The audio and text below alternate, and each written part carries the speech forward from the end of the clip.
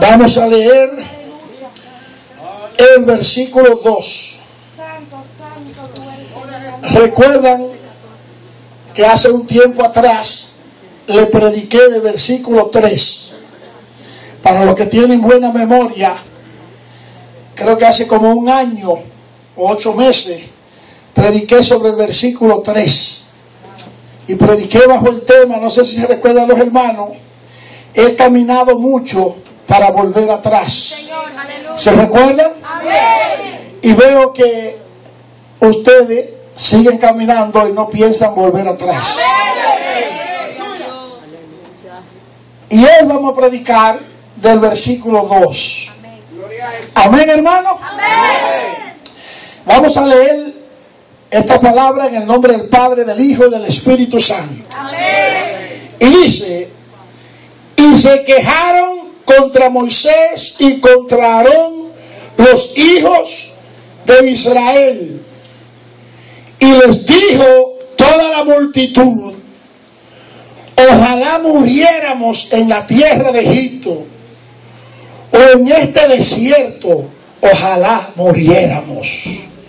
Lo voy a repetir. Y se quejaron contra Moisés y contra Aarón todos los hijos de Israel, y les dijo toda la multitud: ojalá muriéramos en la tierra de Egipto, o en este desierto, ojalá muriéramos. Vamos a hablar en esta noche bajo el tema el poder de la confesión. Dígale al que está a su lado: en la confesión hay poder. Tome su asiento. Y cada vez que usted sienta alabar a Dios, alábelo. Como siempre yo le he dicho a ustedes, se lo voy a seguir diciendo: los tiempos del reloj de manilleta ya pasó. Los tiempos cuando el reloj se le gastaban las cuerdas que había que darle, ya pasaron. Ahora son automáticos. Ahora no hay que estar todos los días. Antes, cada 24 horas había que estar dándole a la manilleta. Entonces usted no es un reloj de eso, usted es un automático ahora. Lo malo es que usted no puede dejar que la pila se le gaste. Cuando usted ve que la pila, recárguela rápido. Gloria a Dios. ¿Y cómo la va a recargar? Estoy hablando espiritualmente, con su alabanza, con su adoración a Dios. ¿Cuánto bendecimos al Señor? Este es un versículo y vamos a hablar sobre el poder de la confesión. Pero este es un versículo, amén, un versículo clave para lo que es la vida de aquellos que viven bajo una esperanza. Y cuando nosotros pensamos en la palabra esperanza, inmediatamente pensamos, amén, en la confianza que se tiene en una promesa o en algo que esperamos. Y creo que de una manera u otra, cada uno de nosotros o hemos esperado en algún momento de nuestra vida por algo que se nos ha prometido, o viceversa, hemos hecho esperar a alguien que le hemos prometido algo y no se lo hemos dado. Hay quienes pierden la esperanza, y donde comienza la desesperanza, termina la esperanza. Cuando una persona pierde la esperanza en una promesa que se le ha hecho, en algo que se le ha prometido, alguien que le ofreció algo, y pierde la esperanza, pierde también la fe, pierde la confianza y se pierde el ánimo. ¿Cuánto bendecimos a Dios? Amén. Esta historia que relata el libro de Números, y específicamente este acontecimiento, debemos recordar que la salida del pueblo de Israel de Egipto estaba basada en una promesa. En una promesa que Dios le había hecho de sacarlo a ellos del lugar de esclavitud, de servidumbre, donde estaban, y de ser llevado a una tierra donde literalmente, con un sentido espiritual, abundaba, amén, como la leche, abundaba como el vino, la bendición.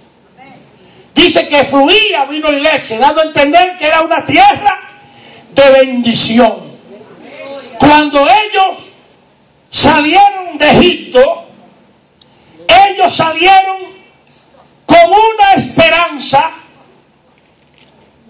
que había renacido en ellos el mismo momento cuando el faraón le dio la libertad de que salieran.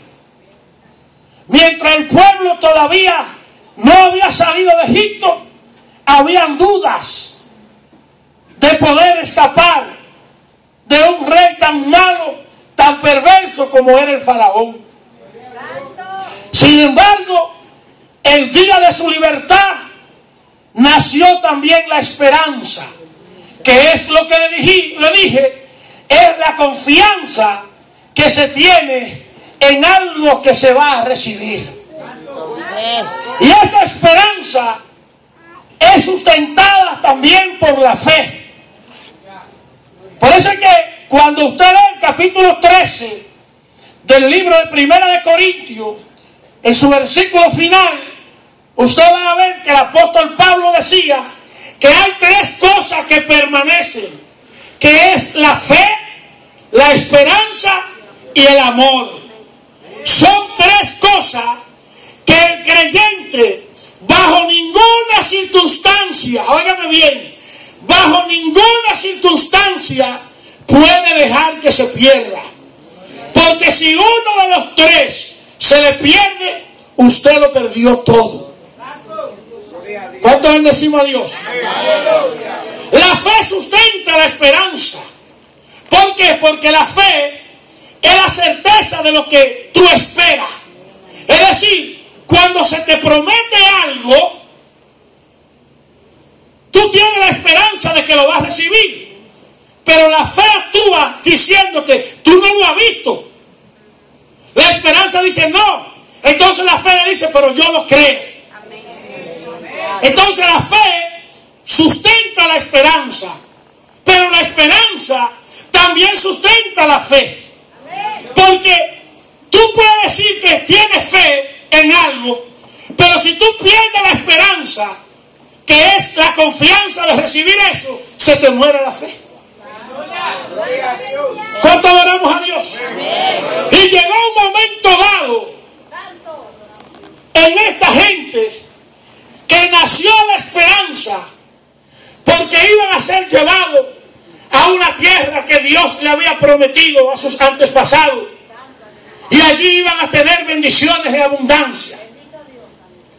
Cuando ellos salieron, que llegaron, amén, al desierto, cosas que ya todos nosotros conocemos, allí las cosas aparentemente no salieron como ellos esperaban. Porque de por sí el ser humano le gustan las cosas de 1, 2 y 3. Nos gustan las cosas rápidas. Usted va a un sitio a buscar trabajo y le dicen, ok, déjame ahí la aplicación, llénala y pon tu número de teléfono que te vamos a llamar. Ya usted espera que al otro día lo llamen. Y muchas veces nos olvidamos de que hay un proceso, que no se sabe cuántas aplicaciones hay para entrevistar a esas personas unas por una. Y hay un proceso que hay que pasar, que no se sabe el tiempo que se va a llevar. Pero Pero usted ya dio el primer paso, que era llenar esa aplicación. En el momento en que usted llena esa aplicación, surge en usted la esperanza de que en un momento dado lo van a llamar para usted recibir ese trabajo.